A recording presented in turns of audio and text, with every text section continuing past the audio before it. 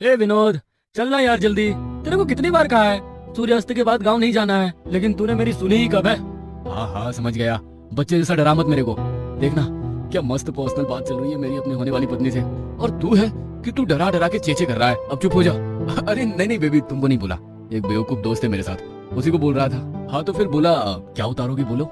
दो दोस्त मोहित और विनोद खेत के बीचों बीच चले जा रहे थे। विनोद फोन पर लगा हुआ अपनी गर्लफ्रेंड से बातें कर रहा था और मोहित हाथ में फोन की फ्लैशलाइट जलाकर खेत के बीचों बीच सीधे चला जा रहा था। हालांकि विनोद की बात सुनकर मोहित चुप तो हो गया था, लेकिन उसकी नजरें एक पल भी ठहर नहीं रही थी कि तभी उसे कुछ सुनाई दिया, जिसे सुन मोहित डर के मारे कांपने लगा था। देखा, मैंने कहा था ना, ले मौत खुद हमारे पास आ गई, चला भाग। मोहित ने विनोद से बस इतना कहा और बिना देखे भी भागा। पर इससे पहले विनोद कुछ समझ पाता, उसे साइकिल की घंटी सुनाई देने लगी। विनोद, चाहे कुछ भी हो जाए, तुझे उसकी आंखों में नहीं देखना है।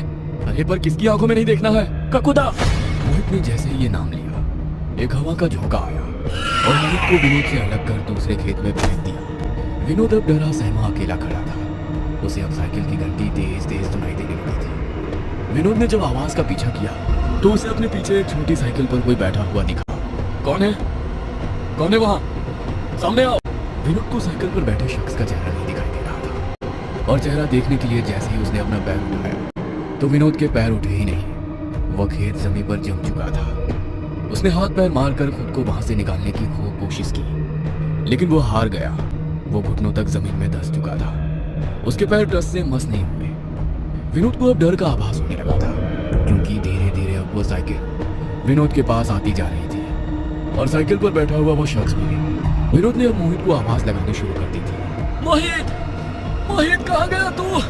मोहित, मुझे डर लग रहा है, मोहित। विनोद रोता हुआ मोहित को पुकार रहा था, मगर मोहित दूसरे खेत में बेहोश पड़ा हुआ था।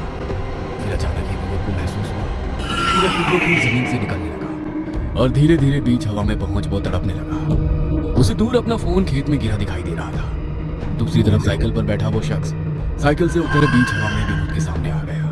विनोद अब पहली बार उस शख्स को देख सकता था। वो एक लड़की थी, एक 4 फीट की लड़की, जिसका चेहरा जला हुआ था और उसके माथे पर जोकर की टोपी थी। इतना डरावना चेहरा देख विनोद का सारा खून ठंडा पड़ चुका था। मुझे छोड़ दो, मैंने तुम्हारा क्या बिगाड़ा है? अगले हफ्ते मेरी शादी है, तुम्हें जो चाहिए मैं सब दे दूंगा, मुझे मत मारो, मैं तुम्हारे आगे हाथ जोड़ता हूँ, मुझे मत मारो। कि तभी उस 4 फीट की लड़की ने अपनी आंखें खोली और विनोद को देखने लगी। विनोद को उस लड़की की आंखें आग से खौलती नजर आ रही थी, जिसे विनोद भी एकटक देखे जा रहा था। और देखते ही देखते विनोद की आंखें भी लाल होने लगी थी। विनोद भी अंदर से जलने लगा था। उसकी चीखें सैकड़ों मीटर सुनसान खेतों में गूंज रही थी, और जब उससे बर्दाश्त नहीं हुआ तो उसकी आंखें पिघल कर बाहर आ गई थी। और कुछ पल बाद उसका जिस्म मुर्दा हो चुका था। उसके मुंह और नाक से आग के बाद की काली राख निकल रही थी। उसके जिस्म की सारी नसें काली पड़ चुकी थी। अगले दिन गांव के मुट्ठी भर लोग खेत में ढूंढते हुए दोनों को आवाज लगा रहे थे। विनोद, विनोद, कहाँ है तू? मोहित, सुन रहा है? मुट्ठी भर लोग विनोद और मोहित को पुकार रहे थे कि तभी किसी के रोने की आवाज आई। बाकी के लोग जब रोने वाले आदमी के पास पहुंचे तो सबके सब दंग रह गए थे। मोहित विनोद की लाश के पास बैठा हुआ था। दरअसल विनोद की लाश को तोड़ मरोड़ कर एक घेरा बना दिया था, और उन मुट्ठी भर लोगों में एक विनोद के पिता भी थे। और एक पिता ने अपने जवान बेटे की लाश देखी, और वो भी इस हाल में। एक बाप पूरी तरह से टूट चुका था। विनोद के पिता ने रोते हुए कहा, 4 साल बाद ये पहली बार शादी से पहले बिना बताए अपनी होने वाली बीवी से मिलने आ रहा था। मुझे अगर पहले पता होता तो मैं इसे शहर में ही रुकने को बोल देता, लेकिन अब होनी को कौन टाल सकता है? ये क्या भगवान, क्या छीन लिया है? इतना कहकर विनोद के पिता फूट फूट कर रोने लगे थे कि तभी मोहित ने अपने आंसू पोंछते हुए कहा, चाचा, आपके बेटे और मेरे दोस्त को भगवान ने नहीं बल्कि उसका खुदा ने हमसे छीना है। ये सब उसका खुदा ने किया है। आप लोग कुछ करते क्यों नहीं? कब तक ऐसे नामर्द की तरह हाथ पर हाथ रखकर बैठे रहोगे? पिछले 3 साल में ये 13 लोगों को अपना शिकार बना चुकी है ये ककुदा। आखिर इसका सच क्या है? आप लोग कुछ बताते क्यों नहीं? नामर्द वाली बात सुनकर विनोद के पिता ने गुस्से में कहा, हमें क्या नामर्द बोलता है साले? ये तो तेरा दोस्त था, तो तू फिर कल इसे अकेला छोड़कर क्यों भाग गया? तुझे क्या लगा हमें पता नहीं चलेगा? अरे विनोद की होने वाली पत्नी ने हमें सब कुछ बता दिया है। हाँ चाचा, मैं नामर्द नहीं हूँ जो अपने दोस्त को मौत के डर से छोड़कर अकेला भाग जाऊंगा। बल्कि मुझे ककुदा ने इतनी जोर से दूसरे खेत में फेंका कि मैं वहीं बेहोश हो गया। और जब होश आया तो विनोद हम सबको छोड़कर इस दुनिया से जा चुका था। और चाचा, रही बात डर की, तो डरे तो हम सब हैं। तभी तो रात के 7 बजते ही गांव के सारे लोग काला चश्मा लगाकर घूमते हैं। रात होते ही घर से डरे डरे निकलते हैं। पर चाचा, मैं अब और नहीं डरना चाहता। इससे अच्छा कि मैं मर जाऊं या फिर उस ककुदा को ही खत्म करते हैं। कभी अपना बेटा तो कभी अपना भाई, तो कभी अपना भतीजा। ये ककुदा ने हमारे परिवार को उजाड़ दिया है, लेकिन अब और नहीं। चलो हवेली चलते हैं।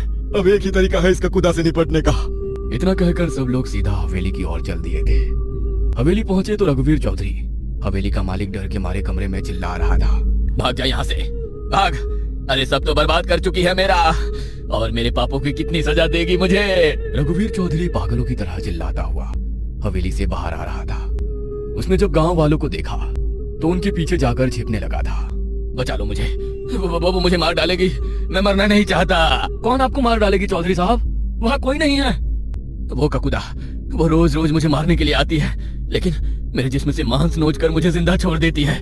मुझे तुम लोग मार डालो, मैं ककुदा के हाथों नहीं मरना चाहता। हाँ, तुम लोग मुझे मार डालो, मैं ये हवेली तुम लोगों के नाम कर दूंगा।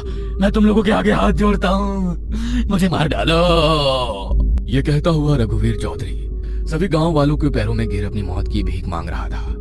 उसके जिस्म पर जगह जगह गहरे घाव के निशान थे, जिनसे खून बह रहा था।